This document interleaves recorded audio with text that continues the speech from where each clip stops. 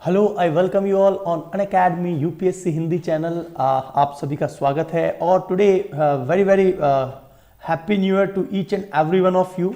सबसे पहले मैं बता दूं आपको कि we will discuss about the class 8th और वहां पर हम लोग रिप्रोडक्शन इन एनिमल्स, तो एक ये बहुत इंपॉर्टेंट लेक्चर है एनसीईआरटी के पर्सपेक्टिव से भी और साथ ही साथ में आपको बिल्कुल है ना, बिल्कुल टेक्निकली आपको पता होना चाहिए। तो एनसीईआरटी के पर्सपेक्टिव से भी और each and every perspective right, ये आपको पता होना चाहिए। तो so wish you very happy new year. आप सभी का स्वागत है और यहाँ पर नए साल में सभी को शुभकामनाएं, एक अच्छा साल हो जाए आपका और साथ ही साथ सफलता भी आपके कदम चूमे। और मैं ऐसा उम्मीद करूंगा 2021 में आप लोग एक ब्यूरोक्रेट के रूप में, वेदर इट इज स्टेट और सेंटर, तो यहां पर एक आप ब्यूरोक्रेसी के लिए आगे से आगे कदम ताल करते चले, क्योंकि जब तक रिजल्ट आएगा आपका इस साल का तब तक 2022 हो चुका होगा, लेकिन 2021 में की गई मेहनत आपको बहुत अगले पायदान तक ले जाएगी। यस और नो, है ना। तो अगले पायदान तक आप जाएंगे जब आप अभी तैयारी करेंगे, तो अभी नहीं तो कभी नहीं, और आज वो समय है, तो बिल्कुल तैयारी करिए। Wish you all the very best for your future. चलिए, so good morning, Ram Ram, Gauriraj good morning, Guruji नववर्ष की हार्दिक शुभकामनाएं। आपको भी शुभकामनाएं दोस्त, बहुत बहुत शुभकामनाएं। सो चलते हैं हम लोग, अब अगली आगे बढ़ते हैं, क्रम को आगे बढ़ाते हैं। और यहां पर साइंस क्लास 8th, यहां पर क्लास 8th को हम लोग कवर करने वाले हैं। और दिस क्लास 8th में मैं आपको रिप्रोडक्शन, मतलब आप क्लियर हो गया होगा, रिप्रोडक्शन का मतलब है कि जो प्रजनन है उस पर बात करेंगे एनिमल्स में। तो एनिमल्स का मतलब ऐसा नहीं है कि केवल और केवल मानव में बात करेंगे, हम लोग जानवरों में भी बात करेंगे कि किस प्रकार से टैडपोल या स्टारफिश, बहुत सारे अलग अलग जीव जंतु हैं, उनमें किस प्रकार से प्रजनन होता है। तो ऑडियो वीडियो एकदम क्लियर आ रही है, कंफर्म कर दीजिए। बिल्कुल ऑडियो वीडियो एकदम क्लियर है, सब कुछ परफेक्ट चल रहा है अब तक। बिल्कुल समय हो चुका है 11:12 और डेली बेसिस पर दोस्तों, डेली बेसिस पर मैं जो है यहाँ पर क्लास लेकर आता हूं, तो आप उसे जरूर सुना करिए, है ना। एक मिनट थोड़ी सी सेटिंग में चेंज कर देता हूं ताकि आपको किसी प्रकार का कोई डिस्टरबेंस उत्पन्न न हो आवाज से रिलेटेड, राइट। चलिए तो आगे चलते हैं। इंडियन इकोनॉमी जो है, देखिए दोस्तों, अभी इंडियन इकोनॉमी की जो क्लासेस हैं वैसे प्रेफरेबली 10 PM पर होती है, लेकिन मैं कुछ और भी सीरीज लेकर आऊंगा, तो आप मुझे अनअकैडमी लर्निंग ऐप पर तो जरूर फॉलो कर लीजिए। अनअकैडमी लर्निंग ऐप पर जरूर फॉलो कर लीजिए। वहां पर इकोनॉमिक्स के बहुत सी क्लासेस ली है मैंने, 40+ क्लासेस एनवायरमेंट एंड इकोलॉजी की ले चुका हूं। सो एनवायरमेंट एंड इकोलॉजी कंप्लीटली यहां पर चर्चा में आता है। और इंडियन पॉलिटी की क्लास हमेशा 4 PM पर होती है। आप अनअकैडमी लर्निंग ऐप पर जरूर फॉलो कर लीजिए bye my name Rudra Gautam, या फिर आप नीचे दिए गए लिंक पर क्लिक करके अनअकैडमी लर्निंग ऐप पर मुझे फॉलो कर सकते हैं। सो बर्निंग टॉपिक वाला जो है, उम्मीद थी 9 AM पर, लेकिन शायद मैं और भी जगह एंगेज हूं, ऑफलाइन क्लासेस भी होती है मेरी, और इसीलिए 9 AM के टाइम को I am going to take this time 2 PM। मैं सोच रहा हूं उसको 2 PM पे कर दूं। मैं कोशिश चाहकर भी वापस अपने घर पर आकर क्लास नहीं ले पाता हूं, और इसीलिए इसका टाइम जो है ना 2 PM का करने जा रहा हूं, ताकि क्या हो सके, मैक्सिमम स्टूडेंट देख पाए। और यस, आज 2 PM पर ऑलरेडी क्लास शेड्यूल्ड है, तो ये जरूर देख लेना आप, है ना, ये क्लास जरूर देख लेना। All clear, good. 9 PM वाली क्लास आज नहीं हुई है, बिल्कुल। मैं क्या है, ऑफलाइन क्लासेस भी लेता हूं और इसीलिए दिक्कत आ जाती है ना। सो 6 मंथ बचे हैं, 6 महीने बचे हैं केवल। 27 जून इज द डेट। बहुत सीरियसली आप तैयारी करेंगे, बहुत सीरियसली तैयारी करेंगे, जिसमें आपको मेरा ये referral code RP Sir 10, it will help you the most, है ना। ये आपको सबसे ज्यादा मदद करने वाला है। और डेडिकेटेड बैचेस अनअकैडमी के चल रहे हैं, साथ ही साथ बैच कोर्सेज और फैकल्टी एजुकेटर्स अपने कोर्सेज भी चलाते हैं। तो वहां पर मेरा पर्सनल कोर्स भी चल रहा है, सभी फैकल्टीज का कोर्स चलता है, जितने भी हंड्रेड्स ऑफ फैकल्टीज हैं आप उन सभी से पढ़ सकते हैं। तो 28 दिसंबर से रीसेंट लेटेस्ट बैच स्टार्ट हुए। जस्सा सिंह जी को सत श्री अकाल बादशाहों, कैसे हैं आप लोग सभी, है ना। और प्रीलिम्स कम मेंस की इंटीग्रेटेड कंप्लीट बैच कोर्स भी अवेलेबल है। अनअकैडमी के सबसे टॉप एजुकेटर्स हैं, जिनके पीछे पूरी टीम काम करती है। तो full syllabus coverage, top educators, prelims की test series, PDF, dedicated doubt clearing session और इंटरव्यू प्रिपरेशन। इसके अलावा आप डेडिकेटेड एजुकेटर्स जैसे मृणाल सर जैसे जितने भी फैकल्टी मेंबर्स हैं उन सभी की क्लासेस जो डेडिकेटेड क्लासेस हैं फॉर यूपीएससी वो आप देख सकते हैं। सो दोस्तों यहां पर हिंदी के भी डेडिकेटेड अवेलेबल बैचेस हैं, है ना, इंग्लिश के भी बैचेस हैं, सभी 28 दिसंबर से स्टार्ट हुए लेटेस्ट बैच। और आप इस रेफरल कोड की मदद से you can apply the maximum benefit, आप मेरे रेफरल कोड की मदद से मैक्सिमम बेनिफिट अप्लाई कर सकते हैं। तो आप जब भी कभी लें कोर्सेज, क्योंकि एक नया साल एक नई उमंग है और अनअकैडमी आपके लिए बहुत शानदार कोर्सेज लेकर आया है। इतने सारे एजुकेटर्स एक प्लेटफॉर्म पर होते हैं और बहुत ही माइन्यूट अमाउंट में आप आसानी से तैयारी कर सकते हैं। इवन ईएमआई की फैसिलिटी भी अवेलेबल है। यस और नो, तो इंग्लिश के बैचेस में भी आप एनरोल कर सकते हैं। और आइकॉनिक जो प्रोग्राम है ये अनअकैडमी का एक फ्लैगशिप प्रोग्राम है जिसमें आपको पर्सनल कोच मिलता है, टेस्ट सीरीज का इवैल्यूएशन। सबसे ज्यादा इंपॉर्टेंट पॉइंट यही है कि आप आंसर राइटिंग जब लिख रहे हैं तो आपके लिए एक चेक करने वाला कोई इवैल्यूएटर हो। तो स्टडी प्लानर आपको मिलता है, बूस्टर सेशन आपको मिलता है, आंसर राइटिंग की प्रैक्टिस होती है और एक प्लानर जो है ना उस प्लानर के अनुसार आप शेड्यूल्ड मैनर में तैयारी करते हैं। बहुत ही आसानी से आप 3 to 4,000 है ना, 3 से 4,000 में केवल 1 साल तक पे करेंगे। 2 साल के लिए कोर्सेज आपके लिए अवेलेबल रहेंगे, तो जरूर इनमें एनरोल कीजिए, है ना, आपके लिए बहुत फायदेमंद होगा। तो आरपी सर 10 की मदद से वन मोर थिंग, सबसे ज्यादा इंपॉर्टेंट रेफरल कोड आपके लिए अनअकैडमी पर यही रहने वाला है। This is my promise. और देख लीजिए अप्लाई करते ही डिस्काउंट और एडिशनल बेनिफिट्स वगैरह जो है वो आप मुझसे अनअकैडमी लर्निंग ऐप पर पूछ सकते हैं। So this of my referral code applies each and every examination, प्रत्येक एग्जामिनेशन में मेरा रेफरल कोड अप्लाई होता है।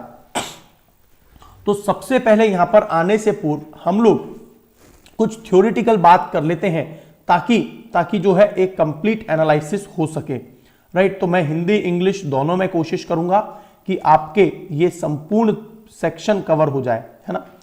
तो चलिए शुरुआत करते हैं। यहां पर एक बार थोड़ा सा स्लाइड को भी चेंज कर देते हैं। ऑडियो वीडियो एकदम क्लियर है, परफेक्ट जा रहा है, सब कुछ बिल्कुल परफेक्ट जा रहा है, राइट। तो चलिए तो यहां पर कुछ डिस्कशन कर लेते हैं हम। तो देखिए जंतुओं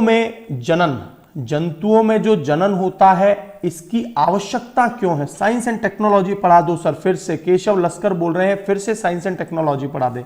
बिल्कुल पढ़ाएंगे, जब 9th और 10th का एनसीईआरटी कवर होगा तो वो लेवल अपने आप में बहुत ज्यादा जरूरी है। बेसिक बातें सबसे पहले जरूरी है, आधारभूत चीजें। तो ये बता दीजिए पहले कि क्या आपको विजिबल है कंटेंट। नहीं है तो मैं थोड़ा सा बड़ा कर देता हूं कंटेंट को। तो सबसे पहली बात आती है प्रजनन की आवश्यकता क्यों है प्रजनन की आवश्यकता। यदि आपसे पूछा जाए कि भाई प्रकृति इतनी शानदार है उसने प्रजनन की व्यवस्था कर दी कि ताकि क्या हो सके, कोई भी जीव जंतु अपनी उत्तरजीविता को बनाए रखे। उत्तरजीविता क्या होती है भाई, उत्तरजीविता कि मतलब रिप्रोडक्शन से क्या होता है, कोई भी एक कंटिन्यूएशन ऑफ द स्पीसीज, कोई भी प्रजाति जो है अपनी उत्तरजीविता को या कंटिन्यूएशन रख सके, और इसीलिए रिप्रोडक्शन की आवश्यकता होती है। तो ऐसा नहीं है कि केवल मानव में है, सभी जीव जंतुओं में, पेड़ पौधों में है, चाहे जो है वो मोनोकॉट हो, डाइकॉट हो, एंजियोस्पर्म हो, जिम्नोस्पर्म हो, सभी प्रकार की प्रजातियों में रिप्रोडक्शन होता है ना। तो देखिए यहां पर जो जनन है ये निरंतरता, लगातार निरंतरता को बनाए रखने के लिए, है ना, लगातार कंटिन्यूएशन बनाए रखने के लिए उत्तरजीविता बहुत जरूरी है। और इसीलिए क्या है, मेंढक, बकरी, कुत्ता, ये सब ठीक है लैंगिक विधि, लेकिन इन सभी की लैंगिक विधियां भी अलग अलग होती हैं। तो जनन जो विधियां हैं, जिससे आपने देखा होगा चूजे मतलब किसके होते हैं, मुर्गे के। कैटरपिलर, इल्ली, कैटरपिलर किसकी होती है बताइए, आप बताइए कैटरपिलर किसका होता है, चूजे किसके होते हैं, है ना, कैटरपिलर, पिल्ले, बिलौटे। तो ये अलग अलग जीव जंतु के बच्चे अलग अलग होते हैं। और यहां पर जो जनन विधि है वो 2 प्रकार की होती है। एक तो है लैंगिक जनन जिसको बोलते हैं सेक्सुअल रिप्रोडक्शन, राइट, और दूसरा होता है अलैंगिक जनन, और उसका मतलब है एसेक्सुअल रिप्रोडक्शन। तो सेक्सुअल और एसेक्सुअल रिप्रोडक्शन, है ना। ठीक है, सेक्सुअल और एसेक्सुअल रिप्रोडक्शन। अब जब हम लोग सेक्सुअल रिप्रोडक्शन की बात करते हैं, लैंगिक जनन की बात करते हैं, तो पौधे में जो जनन के विषय में हम लोग पढ़ते हैं, तो यहां पर लैंगिक जनन, देखिए पौधे में एक तो ये होगा, लैंगिक का मतलब ये है कि पुरुष अलग हो, पुरुष अलग और मादा अलग हो, पुरुष अलग और मादा अलग है तो वो है लैंगिक जनन। और अलैंगिक जनन, जैसे फॉर एग्जांपल मैं आपसे एक बात बताऊं कि जो स्पायरोगायरा होता है वो विखंडन की मदद से, स्पायरोगायरा जिसे हम लोग शैवाल कहेंगे, वो विखंडन की मदद से प्रजनन करता है, मुकुलन की मदद से यीस्ट प्रजनन करते हैं। कुछ जो पेड़ पौधे हैं उसमें वेजिटेटिव प्रोपागेशन मतलब कायिक प्रवर्धन की मदद से क्या होता है, उनमें रिप्रोडक्शन होता है, प्रजनन होता है। तो ये सभी चीजें क्या है, लैंगिक और अलैंगिक जनन में आती है। तो बीच बीच में मैं आपको ये सारे पॉइंट्स कवर करता चलूंगा। मैं आपको एक बार ब्रीफ में सारा इंट्रोडक्शन दे देता हूं ताकि आपको सारी बात क्लियर हो जाए। तो जो नर जनन अंग है, मानव की बात करें तो नर के अंदर एक वृषण होता है, टेस्टिस, है ना, क्या बोलते हैं इसे, टेस्टिस, वृषण। और टेस्टिस क्या होता है दोस्तों, ये हमारे शरीर से, पुरुषों में मेल में पाया जाता है, शरीर से बाहर होता है। इसके पीछे कारण क्या है, शरीर का टेम्परेचर होता है 37 डिग्री सेंटीग्रेड और हमारे जो शुक्राणु हैं वो 33 डिग्री या 34 डिग्री तक ही सरवाइव कर सकते हैं, 33 डिग्री या 34 डिग्री सेंटीग्रेड पर। और इसीलिए क्या होता है, शरीर से बिल्कुल बाहर होता है टेस्टिस, ठीक है। और यहां पर दो शुक्राणु नलिकाएं है ना, और एक शिनन वाला पार्ट होता है। तो यहां पर आपको ये जो भाग दिख रहा है ये अपने आप में एक शुक्राणु का डायग्राम है, this is the diagram of sperm. और इसके जो आगे वाला भाग होता है हेड पॉइंट, जो अंडाणु के अंदर ब्रेक करता है एग में, है ना, छोटी कोशिका में, तो इसे कहते हैं एक्रोसोम। क्या बोलते हैं इसे, एक्रोसोम, इसे बोलते हैं एक्रोसोम। ये पूंछ वाला भाग जो है शुक्राणु को गति प्रदान करने में मदद करता है, पूंछ वाला भाग स्पर्म को गति प्रदान करने का काम करता है। और ये जो मध्य वाला भाग है, यहां पर इस शुक्राणु के लिए माइटोकॉन्ड्रिया होते हैं और इसी में एटीपी का निर्माण होता है, एडिनोसिन ट्राइफॉस्फेट का निर्माण। तो जो हेड वाला पार्ट है इसे बोलते हैं एक्रोसोम, हेड वाले पार्ट को एक्रोसोम कहा जाता है। यहां पर माइटोकॉन्ड्रियाज होते हैं और इसमें एटीपी का उत्पादन होता है। और शुक्राणु में जो पूंछ वाला भाग है, दिस टेल पार्ट, ये शुक्राणु को गति प्रदान करने में मदद करता है। तो ये जो पूरा डायग्राम है वो शुक्राणु है। मानव के शरीर में टेस्टिस बाहर क्यों होते हैं, देखिए पहली बात तो टेस्टिस हमारी एक अंतःस्त्रावी ग्रंथि भी है और बहिर्स्त्रावी ग्रंथि भी है।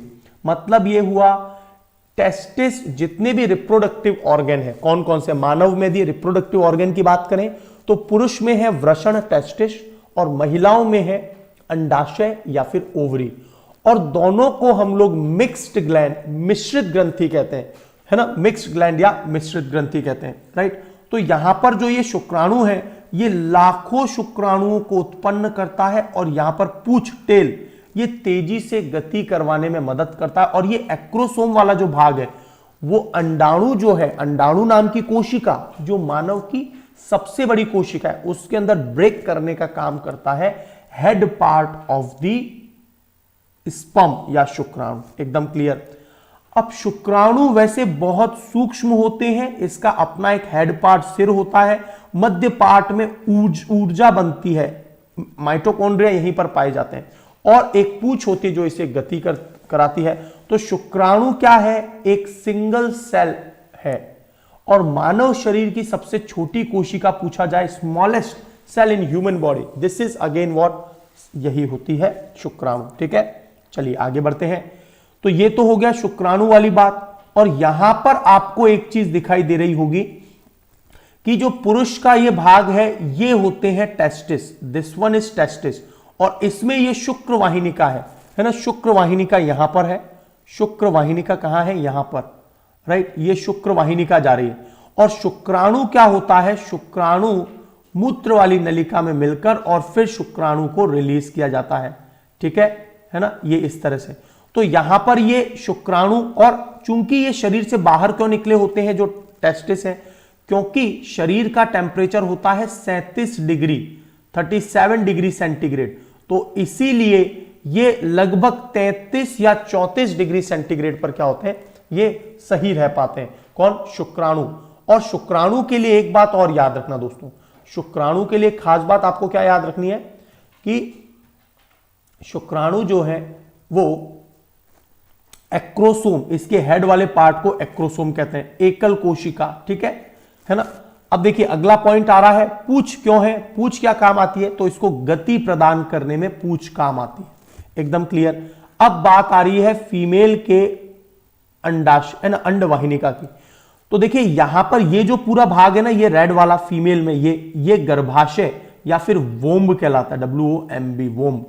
और गर्भाशय के अंदर, और देखिए हमेशा यहां पर 28 दिन के अंदर, 28 दिन के अंदर, प्रत्येक 28वें दिन फीमेल में एक एग का निर्माण होता है। नॉर्मली फीमेल में केवल एक अंडाणु बनता है, और स्पर्म जो होते हैं, शुक्राणु, वो लाखों करोड़ों की संख्या में बनते हैं। अब यहां पर क्या होता है, 28वें दिन एक अंडाणु, ये क्या होता है, गर्भ की दीवार में आता है, और ये मादा की इस दीवार पर अंडाणु चिपक जाता है। और जब क्या होता है, जब ये अंडाणु निकलकर एक्सक्रीट होता है, बाहर होता है, जो कि हर बार, जिसे बोलते हैं फीमेल में मेंस्ट्रुअल साइकिल या फिर माहवारी। तो माहवारी के केस में क्या होता है, फीमेल में ये बाहर निकल जाता है। अब यदि किसी परिस्थिति में मान लीजिए स्पर्म जो होता है ना दोस्तों, याद रखना यहां पर तो एग, यहां पर एग है, एक मिनट अभी क्लियर कर देते हैं, एग। तो एग जो होता है, यहां मान लीजिए अंडाणु निकल गया, और शुक्राणु भी क्या होता है, पूंछ जो होती है ना, वो गति करता हुआ इस अंडवाहिनिका में, तो इसे बोलते हैं अंडवाहिनिका। और क्या कह सकते हैं इसे कह सकते हैं डिंबवाहिनिका, और क्या कह सकते हैं, फैलोपिन ट्यूब, इसे हम लोग फैलोपिन ट्यूब भी कहते हैं, डिंबवाहिनिका या फैलोपिन ट्यूब। और यहीं पर शुक्राणु और अंडाणु का मिलन होता है, दोनों के केंद्रकों का, क्योंकि इस शुक्राणु जो होता है दोस्तों, उसके अंदर कितने गुणसूत्र पाए जाते हैं, 23, अंडाणु में कितने गुणसूत्र पाए जाते हैं, 23, और इन दोनों के जब केंद्रकों का समायोजन हो जाएगा तो टोटल कितने गुणसूत्र हो जाएंगे, 46। और जब ये 46 गुणसूत्र हो जाएंगे, ठीक है, तो यहां पर आपको क्या मिलेगा, 46 गुणसूत्र का मतलब एक जायगोट, और धीरे धीरे क्या होता है ना, फीटस, जायगोट, और पूरी प्रक्रिया शुरू हो जाती है। तो यहां पर अंडाशय जो है एक इंपॉर्टेंट ऑर्गेन की भांति काम करता है, ओवेरी। कौन? Ovary. Ovary is a very important organ, और फीमेल में रिप्रोडक्टिव सिस्टम यही होता है। So Sonali Kesarwani, happy new year बेटा, happy new year to all of you. तो मादा जननांग आपको क्लियर हो गया होगा। अब देख लीजिए निषेचन की प्रक्रिया में क्या होता है, देख लीजिए बड़े ध्यान से देखिए। ये जो है वो अंडाणु है, अंडाणु जो है इसकी दीवार को ब्रेक करने के लिए एक्रोसोम, और इसके यहां पर क्या पाए जाते हैं, यहां पर जो है न्यूक्लियस, केंद्रक, और इसका न्यूक्लियस। जब इन दोनों का न्यूक्लियस मिल जाता है, राइट, ये देखिए मानव में अंडाणु दिखा है, ये केंद्रक। एग के अंदर कितने गुणसूत्र होंगे भाई, 23 गुणसूत्र, 23 गुणसूत्र, और एक्रोसोम की मदद से ये अंदर ब्रेक करता है, इसमें भी 23। दोनों मिलकर एक पहला एग ऐसा बनाते हैं जिसमें माता और पिता के दोनों के गुणों। अब देखिए जब ये दोनों मिल जाते हैं तो संलयित केंद्रक, मतलब दोनों कंबाइंड हो गए, और दोनों मिलकर क्या बना लेंगे, 46 क्रोमोसोम्स। कितना शानदार प्रक्रिया है। और इस प्रक्रिया के माध्यम से क्या होता है, एक नई संतति की उत्पत्ति होती है जिसमें माता और पिता दोनों के गुण पाए जाते हैं। तो इस प्रकार से Sanjay Yadav ji, happy new year to you as well. सभी को शुभकामनाएं। नववर्ष आपके लिए एक अच्छा संदेश लेकर आए, है ना, एक अच्छी आपका प्रिपरेशन हो, आप लोग बहुत अच्छे से तैयारी करते चले, जिस प्रकार से हम रेगुलरली करते हैं आप कंटिन्यूएशन बना के रखिए, है ना। और करंट अफेयर का सेक्शन जो है आपको पता ही है, वी हैव अनाउंस्ड दैट 11:30 पर आपको करंट अफेयर का कंप्लीट डिटेल सेक्शन आपको मिलेगा, जो कि मयंक सर और मैं आपके लिए डिस्कशन करेंगे, राइट, है ना, 11:30 PM पर डेली बेसिस पर, ठीक है। तो वहां पर डिस्कशन के साथ आपको करंट अफेयर्स कवर करवा देंगे। तो यहां पर देखिए अंडाणु, शुक्राणु और शतुरमुर्ग का अंडा सबसे बड़ा होता है। अब आपसे पूछा जाए व्हाट इज फर्टिलाइजेशन, निषेचन क्या होता है, तो निषेचन ही प्रक्रम जिसे फर्टिलाइजेशन कहते हैं, शुक्राणु और अंडाणुओं के केंद्रकों का समायोजन कहां पर, अंडवाहिनिका, डिंबवाहिनिका या फिर फैलोपियन ट्यूब में हो जाए तो वही प्रक्रिया निषेचन या फर्टिलाइजेशन कहलाती है। शुक्राणु और अंडाणुओं के संलयन यही निषेचन है। अंडाणु संलयित होकर एक हो जाते हैं और निषेचन के परिणाम स्वरूप किसका उत्पत्ति होता है, जाइगोट, युग्मनज का, जाइगोट की उत्पत्ति होती है। जाइगोट क्या है, एक सिंगल कोशिका जिसमें माता और पिता दोनों के गुण हैं, और फिर क्या होता है, लगातार इस कोशिका में है ना समसूत्री विभाजन होना शुरू हो जाता है, समसूत्री विभाजन। और इसके विभाजन के साथ साथ क्या होता है, धीरे धीरे जो एक कोशिका है, तो इसका मतलब कभी मदर और फादर से प्राप्त, मदर से प्राप्त अंडाणु और पिता से प्राप्त शुक्राणु से मिलकर हमें एक जाइगोट का निर्माण होता है और फिर उसमें संख्या बढ़ती चली जाती है, समसूत्री विभाजन। और फाइनली हम लोग आज की तारीख में 37,200 करोड़ कोशिका के एक जीव जंतु, तो लगातार क्या हो रहा है, समसूत्री विभाजन चलता चला जा रहा है ना। अब लेकिन यहां पर एक बात बहुत इंपॉर्टेंट है, हम लोग बात करें एक जो भी टर्म्स है उसको डिस्कस कर लेते हैं। आंतरिक निषेचन क्या होता है, आंतरिक निषेचन का मतलब यह है कि शुक्राणु यदि मादा की गर्भ में जा रहा है और मादा का अंडाणु मिल रहा है तो वो इंटरनल फर्टिलाइजेशन है, आंतरिक निषेचन है। माता और पिता उसमें जो है शुक्राणु यदि मादा के गर्भ में जा रहा है तो आंतरिक निषेचन है। जैसे आप बोले मुर्गे में क्या है, आप बोलेंगे अंडा निकल रहा है, लेकिन जो है शुक्राणु स्पर्म जो है वो फीमेल मतलब जो हैन है उसके अंदर शुक्राणु जाता है। उसी प्रकार से जो मेंढक है, मेंढक में सिस्टम बिल्कुल अलग है। मेंढक में क्या होता है, जो महिला या मादा होती है वो अपने अंडाणुओं को पानी के अंदर छोड़ देती है, बहुत सारे अंडाणुओं को पानी में छोड़ देती है, और जो मेल मेंढक होता है वो अपने शुक्राणु उसी पानी के अंदर छोड़ देता है। और ये शुक्राणु और अंडाणु अंडवाहिनिका, डिंबवाहिनिका में मिलकर नहीं बल्कि बाहर ही अपना रिप्रोडक्शन करते हैं, ना कि शरीर के अंदर। तो शरीर के अंदर यदि निषेचन नहीं है तो वो क्या कहलाएगा, बाह्य निषेचन। शरीर के अंदर यदि निषेचन नहीं है तो वो कहलाता है एक्सटर्नल फर्टिलाइजेशन या बाह्य निषेचन। तो आई थिंक आपको आंतरिक निषेचन और बाह्य निषेचन एकदम क्लियर हो गए होंगे। तो आंतरिक निषेचन का उदाहरण क्या क्या है, तो गाय, कुत्ता, मुर्गी है ना, इवन अंडे देने वाले भी जानवर जो हैं वो आंतरिक निषेचन है। बाह्य निषेचन का उदाहरण सबसे बढ़िया है ना, कि हम लोग मेंढक की बात करें, देख लीजिए यहां पर मेंढक ने बहुत सारे एग दे दिए हैं फीमेल ने, इसके ऊपर मेल क्या कर देंगे, अपने शुक्राणु इसके ऊपर रिलीज कर देंगे और शरीर के अंदर नहीं बाहर। तो यही बाह्य प्रक्रिया है। आपने बहुत बार इन विट्रो फर्टिलाइजेशन के बारे में भी सुना होगा और परख नली शिशु के बारे में भी सुना होगा। इन विट्रो, देखिए दोस्तों यहां पर शब्द पर चलते हैं, इन विट्रो, जहां भी विट्रो शब्द आ जाए ना दोस्तों तो बस याद रख लेना, विट्रो का मतलब होता है ग्लास, विट्रो का मतलब होता है ग्लास या फिर कांच, ठीक है। विट्रो का मतलब क्या है, ग्लास या फिर कांच। तो इन विट्रो का मतलब क्या है, परख नली या कांच के अंदर महिला का अंडाणु और पुरुष का शुक्राणु लेकर, और इस प्रकार के हेल्दी एनवायरनमेंट में कि दोनों जीवित रहे और उन दोनों का निषेचन हो जाए। क्योंकि कई बार क्या होता है, महिला की अंडवाहिनिका में, उसकी नलिका में, या फिर ऐसा होता है कि शुक्राणु वहां तक नहीं पहुंच पा रहा है, तो हमें क्या होता है, उस परिस्थिति में एक संतति को जन्म दिलाने के लिए इन विट्रो फर्टिलाइजेशन की जरूरत होती है ना। काव्या शाह, हेलो बेटा। अब देखिए अंडवाहिनिका यदि किसी कारण से अवरुद्ध है, फैलोपियन ट्यूब यदि अवरुद्ध है, ब्लॉकेज है, तो ऐसी स्थिति में स्त्रियां शिशु को उत्पन्न करने में असमर्थ हो जाती हैं, क्योंकि निषेचन के लिए शुक्राणु और मार्ग अवरुद्ध हो गया तो अंडाणु तक शुक्राणु पहुंच नहीं पाता। और फिर क्या होता है, चिकित्सक या डॉक्टर की मदद से कुछ घंटों के बाद हम लोग क्या करते हैं, है ना, कुछ घंटे के लिए एक साथ रखते हैं शुक्राणु और अंडाणु को, और इसे टेस्ट ट्यूब में रखा जाता है, जिसे इन विट्रो फर्टिलाइजेशन कहा जाता है। एकदम क्लियर बात। तो अगर निषेचन हो जाता है तो युग्मनज लगभग 1 सप्ताह के अंदर विकसित हो जाता है। कौन? जाइगोट बिल्कुल 1 वीक के अंदर, है ना। फर्टिलाइजेशन क्या होता है? निषेचन।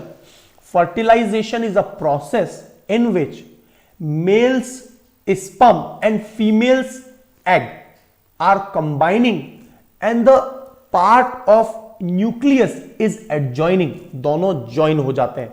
और यहां पर 23 गुणसूत्र माता के और 23 गुणसूत्र पिता के दोनों जब जुड़ जाते हैं तो फिर एक जाइगोट का निर्माण होता है। तो सामान्यतः निषेचन प्रक्रिया अंडवाहिनिका, डिंबवाहिनिका या फैलोपियन ट्यूब में ही होती है, लेकिन किसी कारण से फैलोपियन ट्यूब अंडवाहिनिका अवरुद्ध है तो डॉक्टर की सलाह पर अंडाणु तो ले लेता है डॉक्टर फीमेल का और पुरुष का शुक्राणु, और उन्हें एक टेस्ट ट्यूब में मिक्स करके और 7 दिन बाद जो युग्मनज बन जाता है, युग्मनज का मतलब क्या होता है? जाइगोट। तो उस जाइगोट को पुनः उसी मादा के गर्भ में रख दिया जाता है और फाइनली मादा के गर्भ में जब वो युग्मनज पहुंच जाएगा तो वहां पर उससे मिलती है एक आहार नाल। तो अपने आप ही वो आहार नाल से जुड़ जाएगा और धीरे धीरे क्या करेगा? अपना पोषण प्राप्त करता रहेगा। एकदम क्लियर। चलिए, तो यहां पर आपको सारे पॉइंट्स क्लियर हो गए होंगे। यह जानकर आश्चर्य होगा कि जंतुओं में निषेचन की क्रिया मादा के जंतु के बाहर भी होती है। तो एक प्रक्रिया ऐसी भी है जो अपवाद स्वरूप, आपने मेंढक का उदाहरण मैंने आपको ऑलरेडी बता दिया है कि ऐसा नहीं है कि ये सारी प्रक्रिया मादा के गर्भ में ही होती है, बाहर भी संपन्न हो सकती है। ठीक है, बाहर भी संपन्न हो सकती है। तो बसंत या वर्षा ऋतु में समय में तालाब या मंद गति में बहते हुए झरने पर नोटिस करेंगे तैरते हुए मेंढक अंडों को, तो एग वो छोड़ देते हैं और उसके ऊपर जो है शुक्राणु, ये मेंढक जो होते हैं मेल शुक्राणु, वो अपने आप को छोड़ देते हैं। ठीक है, और मादा सैकड़ों में अंडे देती है, जबकि आप एक जो है मैमल्स वगैरह में देखेंगे तो एक समय में एक ही एग निकलता है, एक समय में एक ही एग निकलता है। राइट। अब यदि हम लोग डॉग, बिच की बात करें, कुत्तों की बात करें तो क्या होता है? वहां पर अंडाणु ऑब्वियसली 4, 5, 6, आपने देखा होगा 8-8 बच्चे भी एक जो है कुत्ता देता है। तो एग की जब बात करें तो वहां पर 4, 5, 6, 8 एग निकल रहे हैं। फीमेल में नॉर्मली एक एग निकलता है, कई बार 2 एग निकलते हैं, तो आपने देखा होगा जुड़वा बच्चे होते हैं। तो कई बार एक ही समय में मादा के 2 एग निकले हुए हो तो उस केस में क्या होता है? एकदम क्लियर है, वहां पर जुड़वा बच्चे होने की संभावना होती है, ट्विंस की। ठीक है, तो ये सारी बातें आपको समझ में आ गई होंगी। आगे चलते हैं। चलिए, तो यहां पर बाह्य निषेचन का आपको उदाहरण बिल्कुल क्लियर हो गया होगा, है ना। और जलीय कौन कौन से ऐसे हैं याद रखना? मछली, स्टारफिश, इनमें बाह्य निषेचन आपको याद रखना है। आंतरिक निषेचन मैमल का उदाहरण दे देना, बाह्य निषेचन में आप मछली और स्टारफिश वगैरह का उदाहरण दे देना। ठीक है, तो मेंढक, मछली और मेंढक एक साथ सैकड़ों अंडे देते हैं, जबकि मुर्गी एक समय में एक ही अंडा देती है। क्यों? क्योंकि इसके फीमेल से, हमारा जो मुर्गी है वो जो फीमेल है उसमें एक समय पर एक ही एग निकलता है, जबकि मेंढक में, मछलियों में बहुत सारे अंडाणु निकलते हैं। उन अंडाणुओं के कारण मल्टीपल, ठीक है, मल्टीपल बनती है बात। यहां तक सारी बातें क्लियर है। तो जंतु सैकड़ों अंडे देते हैं, लाखों शुक्राणु निर्मोचित होते हैं और सारे अंडे निषेचन नहीं होता। सभी अंडों में ऐसा नहीं है निषेचन होगा, याद रखना। फीमेल में एक है, शुक्राणु पहुंच गया, वो निषेचित होकर बच्चे को जन्म देगा, लेकिन शुक्राणु बहुत सारे होते हैं अंडाणु, और सभी अंडाणु शुक्राणु को निषेचित नहीं कर पाते हैं, याद रखना ये बात।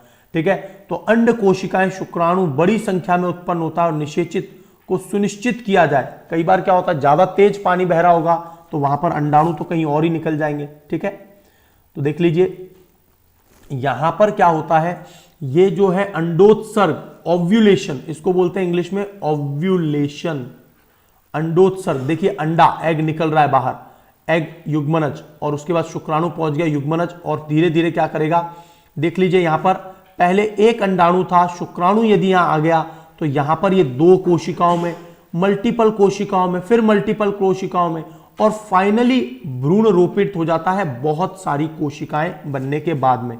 तो देख लीजिए युग्मनज यहां से निकलता है और फिर शुक्राणु यहां पर आ जाएगा, मादा और पुरुष के अंडाणु और शुक्राणु का समायोजन हो जाएगा तो फिर बहुत तेजी के साथ में, है ना, ब्लास्ट्यूला, तो ये भ्रूण जो है विकसित होकर मादा के जो गर्भाशय की भित्ति है, दीवार, यहां पर चिपक जाता है और फाइनली यहां से पोषण प्राप्त करना स्टार्ट कर देता है, पोषण, ठीक है, और पोषण ये दीवार से प्राप्त करता है, ठीक है। चलिए, तो इस प्रकार से आपको एकदम बात क्लियर हो गई होगी। तो ये आपको एडवांस डायग्राम भी क्लियर कर दिया है।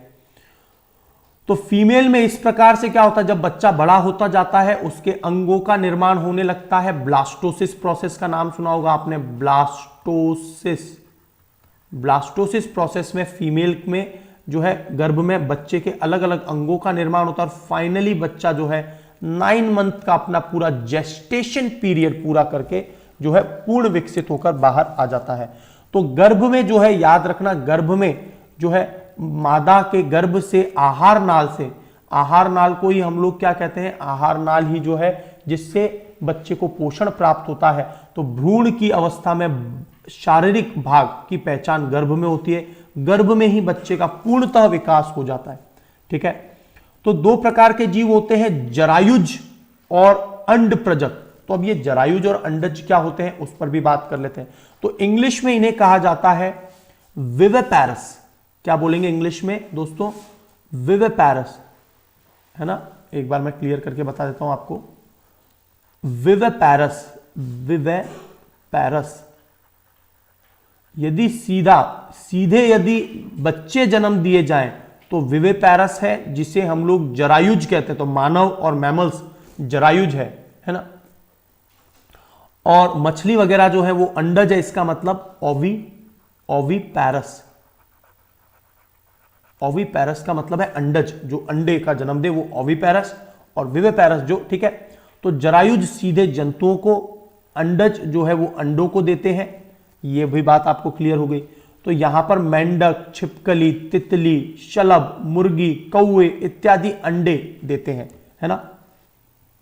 युग्मनज जो है लगातार मादा में विभाजित होता रहता है, अंडवाहिनिका में नीचे की ओर बढ़ता चला जाता है और फाइनली जो है वो मादा के गर्भ की दीवार से जुड़कर आहार नाल, और शिशु क्या होता है, धीरे धीरे वो वृद्धि करने लगता है। तो यहां पर एक और इंपॉर्टेंट बात और देखिए, मेंढक के केस में हमने अंडे देखे थे, एग, और उसके ऊपर शुक्राणु। तो सबसे पहली जो अवस्था मेंढक की होती है वो टेडपोल कहलाती है ना। बाद का टेडपोल, इसकी अपने आप में एक पूंछ जैसी आकृति आती है। और फिर मेंढक का होता है मेटामॉर्फिज्म। मेटामॉर्फिज्म मतलब ये हुआ काया रूपांतरण। इसे हिंदी में बोलते हैं काया रूपांतरण, इसको मेटामॉर्फिज्म कहते हैं, एक नया रूप। तो एक समय जब ये मैच्योर होने लगते हैं तो इनकी पूंछ और ये सब अवस्था खत्म हो जाती है और एक नए फॉर्म में वयस्क का निर्माण होता है। तो ये जो पूरी अवस्था है ये मेंढक का जीवन चक्र है। और मेंढक में कौन सा निषेचन होता है दोस्तों, बाह्य निषेचन, बाह्य निषेचन, है ना, निषेचन। तो मेंढक में बाह्य निषेचन होता है, ये बात आपको याद रखनी है। और देखिए हाइड्रा में किस प्रकार से होता है, हाइड्रा में यीस्ट में मुकुलन बडिंग होती है, और ये बडिंग क्या होती है, यहां से कट जाएगा, यहां से ऊपर वाला भाग कट जाएगा। तो ये बडिंग होती है हाइड्रा के अंदर, है ना।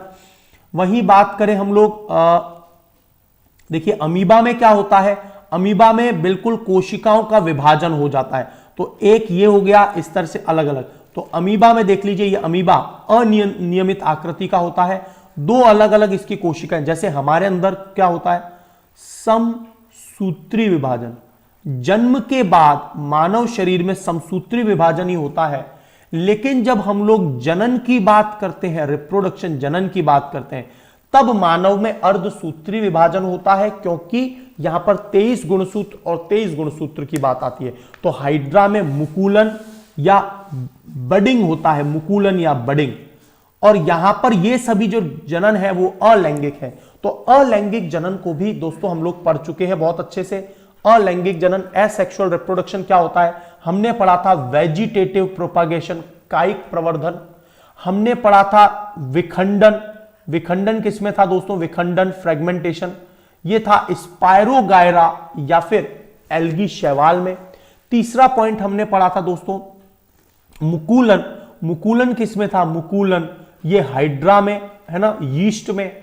और चौथा जो हमने पढ़ा था वो था spore formation. Spore formation Hindi में क्या बोला था? फॉर्मेशन। स्पोर फॉर्मेशन को हम लोग बोलते हैं बीजाणु धानी।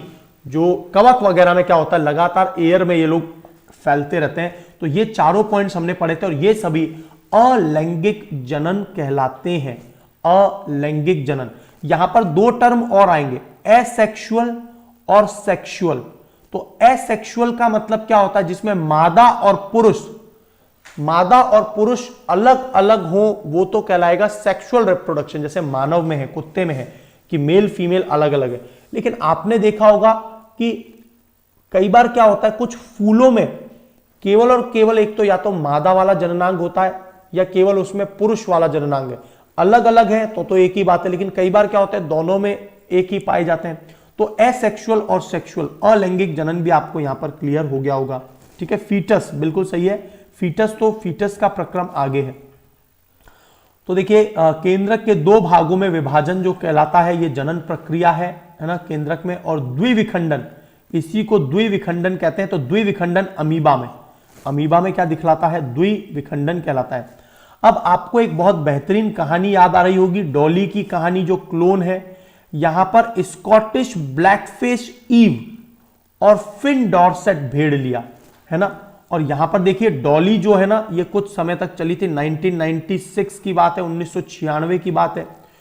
और यहां पर देखिए ये नाम बहुत इंपॉर्टेंट है, इयोन विल्मट, बहुत इंपॉर्टेंट नाम है ये। इन्होंने ही क्लोनिंग को सर्वप्रथम सक्सेसफुल बनाया था।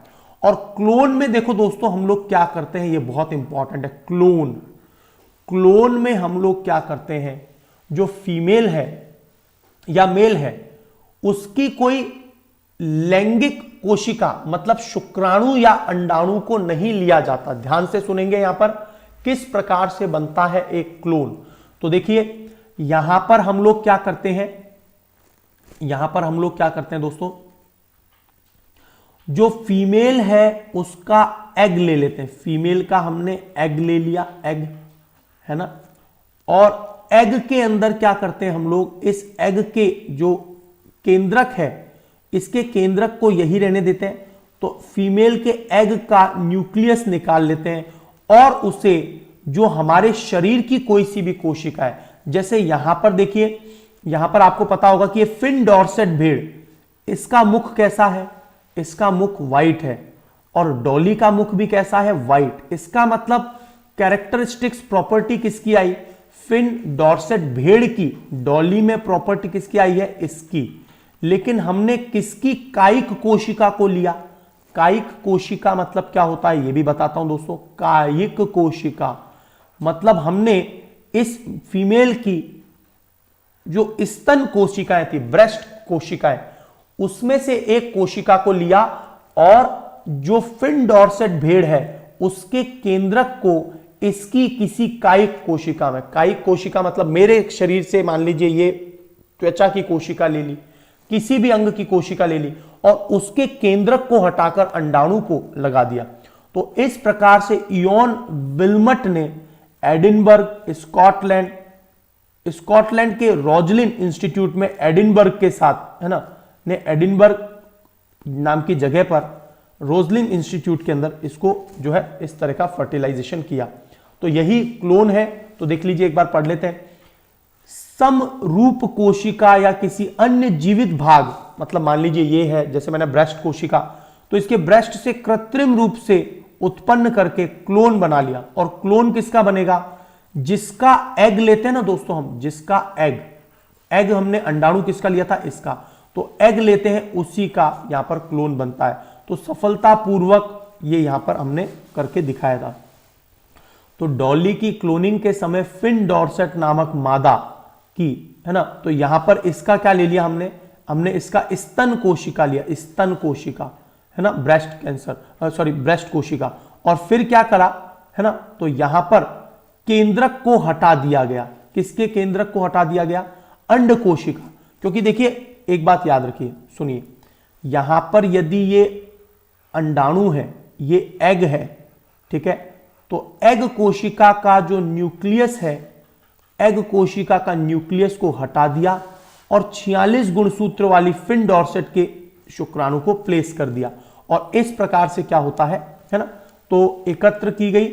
और यहां पर उसी समय स्कॉटिश ब्लैक फेस ईव ने कि यहां पर अंड कोशिका को एकत्रित कर लिया गया। फाइनली इस प्रकार से क्या होता है, तो देखिए यहां पर आपको न्यूक्लियस किसका है दोस्तों, न्यूक्लियस केंद्रक तो होगा इसका, केंद्रक जिसका केंद्रक होता है, जिसका न्यूक्लियस होता है, उसी के तो क्रोमोसोम्स आएंगे, है ना। तो केंद्रक इस भेड़ का ले लिया और एग ले लिया, अंडाणु एग इस भेड़ का, और फाइनली क्या होता है, ये डॉर्सेट फिनसेट बन जाती है, ठीक है। तो डॉली भेड़ का इस प्रकार से निर्माण होता है। तो यहां पर आपको सारी बात एकदम क्लियर हो गई होंगी, है ना। चलिए, तो यहां पर इस प्रकार से डॉली भेड़ का जन्म होता है, और फाइनली इस प्रकार से हम लोगों ने भारत में भी कई सारी भेड़ वगैरह बनाई है, और भारत ने अपनी बफेलोज, है ना, बफेलोज को भी बनाया, निर्मित किया है। तो यहां पर हम लोग कुछ क्वेश्चन एंड आंसर्स को भी देख लेते हैं, ताकि एक पूरा कंप्लीट चैप्टर कवर हो जाए, राइट। एक कंप्लीट चैप्टर जो है वो कवर हो जाए। क्वेश्चन एंड आंसर्स को भी देख लेते हैं।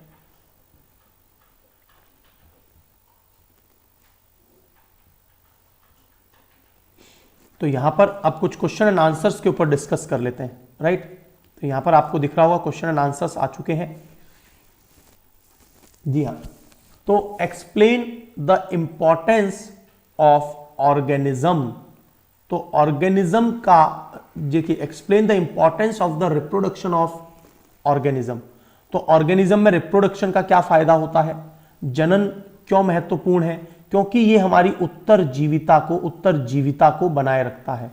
मतलब एक समय ऐसा आएगा जब हम लोग पूरा खत्म हो जाए, बजाय उसके हमारी पीढ़ी, हमारी आयु कितनी है, भारत की बात करें 69.7 वर्ष, भारत में जो आयु है वो 69.7 वर्ष है, एकदम क्लियर। तो इसी प्रकार से क्या है, लेकिन हम तो कई करोड़ों साल से, हजारों साल से हम लोग जिंदा हैं, और इसके पीछे कारण क्या है, उत्तरजीविता। इसीलिए पेड़ पौधों में उत्तरजीविता बनी रहे, इसीलिए सजीवों में जनन बहुत ज्यादा महत्वपूर्ण है ना।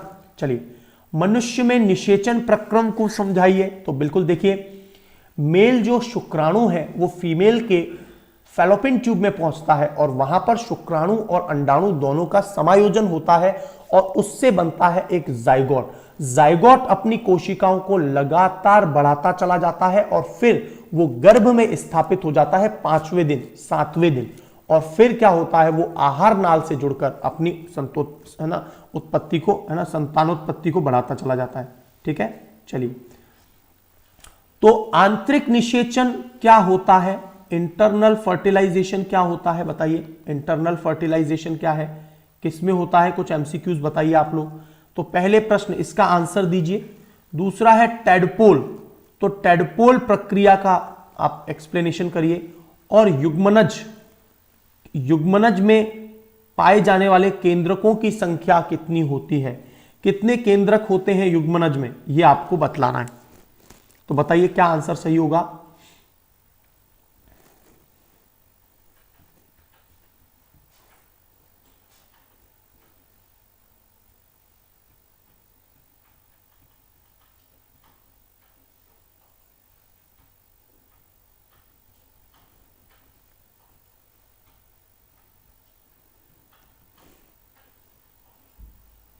सबसे पहला प्रश्न है कि आंतरिक निषेचन क्या है, इंटरनल फर्टिलाइजेशन क्या है। तो इंटरनल फर्टिलाइजेशन किसमें होता है, तो मादा के शरीर में, हमेशा इंटरनल फर्टिलाइजेशन मादा के शरीर में। तो यहां पर 1 का ए आ जाएगा, ठीक है ना। सेकंड पॉइंट आ रहा है, हेलो बेटा। तो टेडपोल जिस प्रक्रम द्वारा वयस्क में विकसित होता है, तो टेडपोल किस रूप से विकसित होता है, आपको पता है, मैंने बताया था कायांतरण, है ना, काया रूपांतरण जिसे कहते हैं हम लोग। तो यहां पर metamorphism, it is started at 11 AM। 11 AM पर रेगुलर क्लास होती है ना। युग्मनज में पाए जाने वाले केंद्रकों की संख्या होती है, युग्मनजों में पाए जाने वाले। तो आपको पता है कि शुक्राणु और अंडाणु दोनों में 23 गुणसूत्र होते हैं। तो इसका एक केंद्रक होगा, शुक्राणु का, अंडाणु का एक केंद्रक होगा। तो कुल मिला के यहां पर 2 कितने केंद्रक पाए जाते हैं? 2। ठीक है, 2। ठीक है, चलिए, तो यहां तक सारी बात आपको क्लियर हो गई होगी। अगला प्रश्न है, आपको कुछ ट्रू एंड फॉल्स बताने हैं, है ना। बहुत अच्छे क्वेश्चन है। यहां पे आपको ऐसे लगा लेना A B C D E F G H I और J। तो आपको अब आंसर्स बताने हैं कि अंड प्रजक जंतु, क्या अंडे जो देने वाले जंतु हैं, अंड प्रजक को हम लोग इंग्लिश में क्या बोलते हैं? क्या बताया था मैंने? ओविपैरस। अंड प्रजक का मतलब ओविपैरस। तो क्या अंड प्रजक जंतु मैच्योर मतलब विकसित शिशु को जन्म देते हैं क्या? ट्रू एंड फॉल्स में आपको आंसर बताना है। तो आप लगाइए, जैसे पहला एग्जांपल ए का क्या आ गया?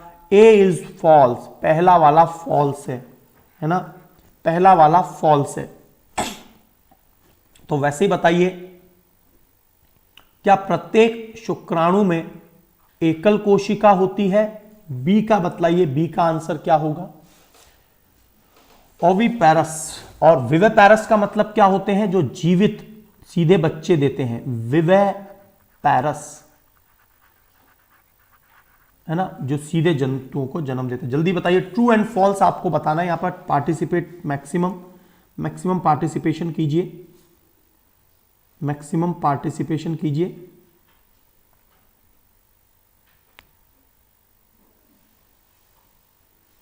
आप ऐसे लगाइए, ए का फॉल्स है। अब मैंने दूसरा आंसर दिया आपको, बी जो है ना, बी, ये बिल्कुल ट्रू है, क्योंकि शुक्राणु और अंडाणु एकल कोशिका होती है। शुक्राणु और अंडाणु क्या होती है? बिल्कुल एकल कोशिका होती है। तो यहां पर जो बी है वो बिल्कुल ट्रू है, बी ट्रू है। ठीक है, सभी लोग पार्टिसिपेट करिए। मेंढक में क्या बाह्य निषेचन पाया जाता है क्या? बताइए, सी का आंसर क्या होगा? मेंढक में क्या बाह्य निषेचन पाया जाता है? बताइए, सी का आंसर क्या होगा? B is true, very good, B is true, बिल्कुल सही है। शुक्राणु एक एकल कोशिका है। सभी लोग इसी प्रकार से पार्टिसिपेट करिए। Do participate maximum, so that यदि आपको डाउट है हिंदी इंग्लिश में, B is true, absolutely true. C जो है, मेंढक में क्या एक्सटर्नल फर्टिलाइजेशन, बाह्य निषेचन होता है? वेरी गुड, जस्सा सिंह जी ने बोल दिया है, बिल्कुल ये ट्रू है, बिल्कुल सी इज ट्रू, वेरी गुड। अब आगे आ जाइए। वह कोशिका जो मनुष्य में नए जीवन का प्रारंभ करती है युग्मक कहलाती है। वह कोशिका जो मनुष्य में नए जीवन का प्रारंभ करती है वो युग्मक कहलाती है। क्या यह सही है?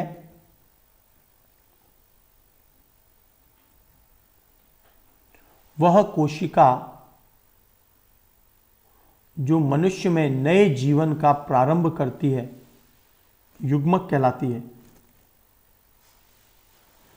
निषेचन के पश्चात दिया गया अंडा एकल कोशिका है। निषेचन के पश्चात दिया गया अंडा क्या एकल कोशिका है?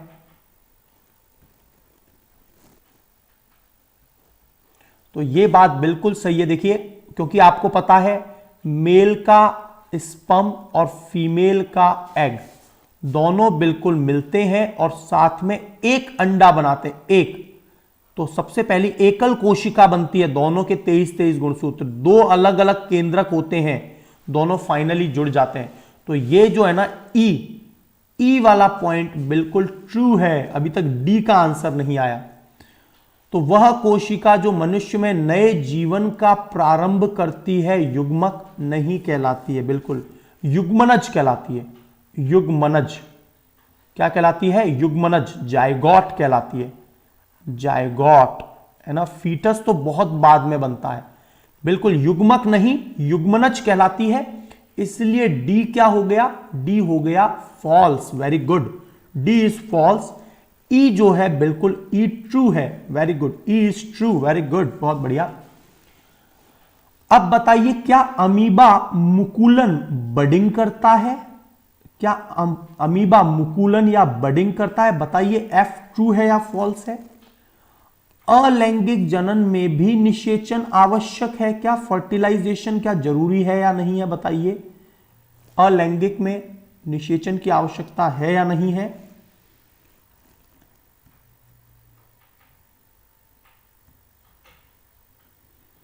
बताइए अमीबा में क्या है? F, very good, F is true. F कैसे ट्रू हो जाएगा भाई? अमीबा में मुकुलन नहीं होता। मुकुलन बडिंग किस में होता है? मुकुलन होता है, बडिंग होता है या तो यीस्ट में, यीस्ट में होता है मुकुलन, या फिर हाइड्रा में होता है ना। अमीबा में तो विखंडन होता है ना, विखंडन होता है। अमीबा में मुकुलन नहीं होता, विखंडन होता है। इसीलिए एफ जो है वो फॉल्स आया, गलत है।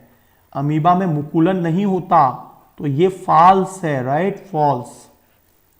ठीक है, अमीबा में विखंडन होता है, द्विविखंडन जिसे कहते हैं। एक अमीबा दो में और लगातार, है ना, जिस प्रकार मलेरिया में, मलेरिया का जो प्लाज्मोडियम है वो विखंडन करता है। ठीक है, विखंडन। द्विखंडन अलैंगिक जनन की एक विधि है क्या? बिल्कुल नहीं। अभी आपने पढ़ा द्विखंडन। तो सबसे पहले देख लेते हैं अलैंगिक जनन एक में निषेचन आवश्यक है। देखिए अलैंगिक जनन का मतलब क्या है? जिसमें मेल और फीमेल की आवश्यकता ही नहीं है, जैसे वेजिटेटिव प्रोपागेशन कर रहे हैं, कायिक प्रवर्धन कर रहे हैं। तो यहां पर, है ना, तो एक बार इसको थोड़ा सा क्लियर कर देता हूं ताकि और आपको क्लियर हो जाए। हाँ जी, तो निषेचन के पश्चात अंडा एकल कोशिका है क्या? तो ये बिल्कुल एकल कोशिका है। अमीबा में क्या मुकुलन होता है? नहीं, द्विविखंडन होता है, इसीलिए ये फॉल्स है, इसीलिए ये फॉल्स है। अलैंगिक जनन में निषेचन आवश्यक है क्या? बिल्कुल भी आवश्यक नहीं है फर्टिलाइजेशन। क्यों? क्योंकि मुकुलन में हाइड्रा में कट जाएगा, इसके अलावा यीस्ट में कट जाएगा। द्विविखंडन में तो देखिए, द्विखंडन एक अलैंगिक जनन की विधि है, बिल्कुल सही है। द्विखंडन किस में होता है दोस्तों? अमीबा में। अमीबा में द्विखंडन होता है और इसमें मेल और फीमेल की आवश्यकता नहीं है। अमीबा जो होता है, अमीबा वो अपने आप में दो भागों में बंटता चला जाता है। ठीक है, दो केंद्रक बन जाते हैं बाद में, इस तरह से ये अलग हो जाता है। तो द्विखंडन अमीबा में, ठीक है, तो ये बिल्कुल अलैंगिक है, एसेक्सुअल है। लैंगिक किस में होता है? कुत्ते में, बकरी में, मानव में, है ना, एकदम क्लियर। यहां तक बात सारी क्लियर हो गई है। तो हम लोग लास्ट में बिल्कुल चर्चा कर लेंगे। तो A B C D E F G H द्विखंडन अलैंगिक जनन की विधि है, तो ये बिल्कुल ट्रू है, ट्रू। निषेचन के परिणाम स्वरूप युग्मनज बनता है क्या? बताइए, युग्मनज जाइगोट बनता है क्या निषेचन के पश्चात? निषेचन के पश्चात क्या युग्मनज बनता है? बताइए, आई में क्या आएगा? निषेचन के पश्चात युग्मनज बनता है क्या? आई में क्या आएगा? बताइए। बिल्कुल सही है, युग्मनज ही तो बनेगा। शुक्राणु और स्पर्म एंड एग मिलकर एक जाइगोट का निर्माण करते हैं, ट्रू, ट्रू है। भ्रूण एकल कोशिका का बिल्कुल नहीं, भ्रूण में, फीटस में तो बहुत सारी कोशिकाएं होती हैं। ठीक है, तो फाइनली मैं आपको बता देता हूं कि पहला जो है, अंड प्रजक जंतु विकसित शिशु को जन्म करते हैं, नहीं, वो अंडे देते हैं, तो यहां पर ये फॉल्स है। प्रत्येक शुक्राणु एकल कोशिका है, बिल्कुल सिंगल सेल है, ट्रू।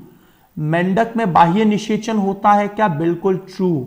वह कोशिका जो मनुष्य में नए जीवन का प्रारंभ करती है, युग्मक नहीं है, युग्मनज है, जाइगोट, तो ये फॉल्स। निषेचन के पश्चात दिया गया अंडा एकल कोशिका होती है क्या? निषेचन के पश्चात जो अंडा दिया गया है, ट्रू, एकल होती है। अमीबा में मुकुलन नहीं, द्विखंडन पाया जाता है, इसीलिए यह फॉल्स है। अगला पॉइंट है अलैंगिक। एसेक्सुअल जनन में निषेचन आवश्यक है? बिल्कुल भी नहीं है। निषेचन में तो मेल और फीमेल दोनों हो, तब अलैंगिक में बिल्कुल आवश्यक नहीं है, फॉल्स। द्विखंडन लैंगिक जनन की एक विधि है क्या? ये सब लाइन इस प्रकार से आई है ना। द्विखंडन में अलैंगिक जनन की एक विधि है क्या? अलैंगिक जनन है, बिल्कुल सही बात है, ट्रू। क्योंकि जो अमीबा में है उसमें मेल फीमेल अलग अलग नहीं होते, एक कोशिका है वो तो बिल्कुल एसेक्सुअल। निषेचन के परिणाम स्वरूप युग्मनज बनता है क्या? बिल्कुल सही है, जाइगोट ही बनता है। और भ्रूण जिसको हम लोग फीटस कहते हैं, फीटस, तो फीटस जो है वो एकल कोशिका है क्या? नहीं भाई, इसमें तो बहुत सारी लाखों कोशिका बन जाएगी। तो बिल्कुल ठीक है, एकदम क्लियर हो गया। यहां तक सारी बातें क्लियर है। अगला प्रश्न आ रहा है, युग्मनज और गर्भ दोनों में क्या अंतर है? युग्मनज का मतलब क्या होता है? जाइगोट। और फीटस, गर्भ का मतलब यहां पर देखिए, यहां पर दो चीज पूछी है, इंग्लिश में बता देता हूं। जाइगोट और फीटस में क्या अंतर है ये पूछ रहा है, बहुत इंपॉर्टेंट है। युग्मनज या फिर जो गर्भ में भ्रूण, इसको फीटस को बोलेंगे भ्रूण, एक्चुअल में ये गलत है, यहां पर भ्रूण आना चाहिए, ठीक है। तो दोनों में क्या अंतर है? तो जो अर्लीस्ट, जब सबसे शुरुआत में जो डेवलप होता है वो जाइगोट होता है, यस और नो, जाइगोट। और ये मेल और फीमेल जो गैमेट होते हैं, फीमेल का एग और मेल का स्पर्म, इनसे जुड़कर जाइगोट बना होता है। और ये हमेशा सिंगल सेल होता है, एकल कोशिका, जाइगोट, जबकि भ्रूण बहुकोशिका होता है। जब ये बहुत सारी कोशिकाएं विभाजित हो जाती हैं तब भ्रूण का निर्माण होता है। और जाइगोट जो है ना, जाइगोट क्या करता है, बाद में सेवरल टाइम विभाजित करता है, लेकिन पहली बार जाइगोट के रूप में ही होता है वो, है ना। और फिर क्या होता है, अगले कुछ 7 वीक के बाद में मल्टीपल कोशिकाएं। लेकिन भ्रूण क्या है दोस्तों, भ्रूण के अंदर क्या होता है, ये last developmental stage of the, देखिए भ्रूण क्या होता है, भ्रूण में तो यहां तक पता चल जाता है फीटस में मेल है या फीमेल है। और आपको पता है ना कि हम लोग भ्रूण परीक्षण करते हैं लैंगिक जांच के लिए भी, तो भ्रूण तो एक बहुत बाद की अवस्था है। अलैंगिक जनन में जहां पर मादा और पुरुष दोनों अलग अलग नहीं होते हैं, अलैंगिक जनन क्या होता है, अलैंगिक जनन, तो यहां पर देखिए एसेक्सुअल रिप्रोडक्शन क्या होता है। जैसे फॉर एग्जांपल बाइनरी फिशन, जो अमीबा में द्विविखंडन होता है, वो अलैंगिक जनन का उदाहरण है। और यहां पर मेल या फीमेल के फ्यूजन की आवश्यकता नहीं होती है, उनके शरीर से या तो कायिक प्रवर्धन या फिर विखंडन या फिर मुकुलन या फिर बीजाणु धानी वाला केस जो कवक में होता है, ये सभी केसेस होते हैं अलैंगिक में। तो मैंने आपको चारों ही विधि अलैंगिक जनन की प्रीवियस लेक्चर में भी बताई है, यहां पर भी। मादा के किस जनन अंग में भ्रूण रोपित होता है? तो देखिए जो मेल और फीमेल मिलते हैं, मतलब जो गैमेट है, वो मिलन तो जो होता है अंडवाहिनिका में, लेकिन रोपित कहां होता है, ये प्लेस इंप्लांट कहां होता है, तो it will implant in womb, गर्भ में जाकर पोषण वो प्राप्त करता है। कायांतरण क्या होता है दोस्तों? कायांतरण, काया रूपांतरण, ये मेटामॉर्फिज्म है जो मेंढक के अंदर पाया जाता है टेडपोल से, जब वो एक मैच्योर अवस्था में आता है। आंतरिक और बाह्य निषेचन में आपको बहुत अच्छे से कवर करा चुका हूं। जाइगोट जो है पहली अवस्था है, बिल्कुल सही बात है। और कुछ इंपॉर्टेंट पॉइंट और देख लेते हैं। मधुमक्खी के छत्ते में आपने रुचिकर संगठन देखा होगा, हजारों मधुमक्खियां होती हैं और केवल एक मधुमक्खी, जिसे क्या बोलते हैं, क्वीन, मादा मधुमक्खी, वही अंडे देती है। और जो ये श्रमिक हैं, श्रमिक लगातार अलग अलग पेड़ पौधों से मधुकर लेकर आती हैं ताकि रानी मक्खी को ज्यादा से ज्यादा पोषण दिया जा सके और उसके जो अंडे हैं वो बहुत हेल्दी हो, ताकि क्या हो सके, आने वाली संतति।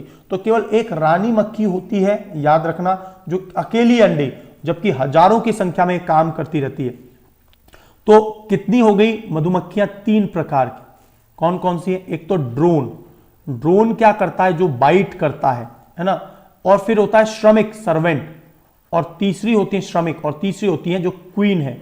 क्वीन ही केवल अंडे देती है, ड्रोन तो किसी भी प्रकार के अटैक वगैरह से बचाता है, ठीक है। तो मादा मक्षिका कर्मी मुख्य होती है और मुख्य छत्ता बनाने का काम करती है फीमेल वाली, ठीक है। और नन्नों की देखभाल करने का काम भी करती है कौन? जो फीमेल जो कर्मी सर्वेंट है वो, और रानी मक्खी को लगातार पूर्ण पोषण। रानी मक्खी जो है ना सबसे बड़ी मक्खी होती है, इसको ये लोग चुनाव करते हैं कि ये अंडे दे सके। तो रानी मक्खी हजारों अंडे देती है, निषेचित अंडों से मादा बनती है, और अनिषेचित जो है ना अनफर्टिलाइज्ड एग, ये बहुत इंपॉर्टेंट बात है, ये पॉइंट आपसे पूछा जा सकता है। जो फर्टिलाइज्ड एंड निषेचित हुए हैं उनसे तो बनती है फीमेल, और जो अनफर्टिलाइज्ड एग है उनसे मेल का निर्माण होता है ड्रोन। और ड्रोन जो है, और अंडों को अच्छा बनाए रखने के लिए इस प्रकार से छत्ता बनाया जाता है कि किसी भी हालत में 35 डिग्री सेंटीग्रेड से ज्यादा तापमान ना हो। ठीक है ना, ठीक है, ओके। इंग्लिश में भी बोला करेंगे, इंग्लिश में भी बेटा, इंग्लिश में भी थे सारी बातें। देखिए यदि आपको इंग्लिश में देना है तो इंग्लिश में भी था, मुझे लगा केवल हिंदी मीडियम के ही स्टूडेंट होंगे, तो देख लीजिए कंप्लीट इंग्लिश में भी पूरा पॉइंट था। ठीक है ना।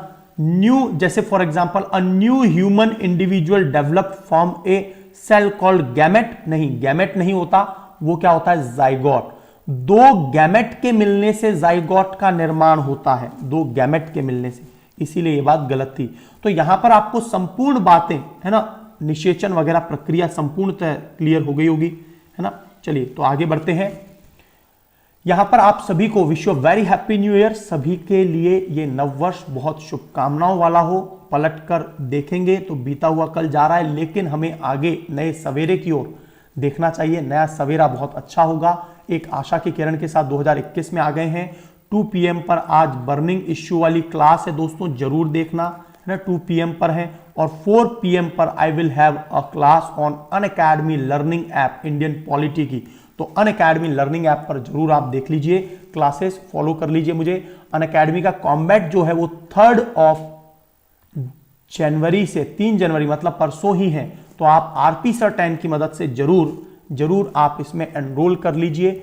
और 6 मंथ बच्चे हैं, एक सीरियस प्रिपरेशन करना चाहते हैं टॉप नॉच एजुकेटर्स की मदद से, तो आप यहां पर इन कोर्सेज में ज्वाइन कर सकते हैं। ये कोर्सेज आपके लिए बहुत इंपॉर्टेंट है। हिंदी मीडियम और इंग्लिश मीडियम के लिए सभी बैचेस अवेलेबल हैं, और सबसे ज्यादा बेनिफिट आपको मेरे रेफरल कोड से होगा। This is my promise. जब भी आप लें एक बार अनअकैडमी लर्निंग ऐप पर मुझे जरूर बता दें। So happy new year robin, Sidra, आप सभी का स्वागत है। इंग्लिश में भी बता देंगे सब कुछ। Iconic is the flagship programme जिसमें आपको पर्सनल कोच मिलता है, और वो आपके मेंस आंसर राइटिंग में वो सबसे ज्यादा मदद करता है। तो पर्सनल कोच जो है ये आपके लिए हमेशा तैयार होता है, और वो आपको आंसर राइटिंग के इवैल्यूएशन में, आंसर के क्वालिटी में इंप्रोवाइज करने में आपकी मदद करता है। साथ ही साथ आपको स्टडी प्लानर मिलता है। तो ये प्रोग्राम आपके लिए सबसे ज्यादा इंपॉर्टेंट है, right. So wish you a very happy new year and use this referral code. और अपने जो तैयारी है, प्रिपरेशन को नेक्स्ट लेवल पर लेकर जाना है, तो यस आप अनअकैडमी लर्निंग ऐप की मदद से with my referral code use it and enjoy, right. कामयाबी हो, बिल्कुल हिदायत और कामयाबी मिले सभी को, आमीन।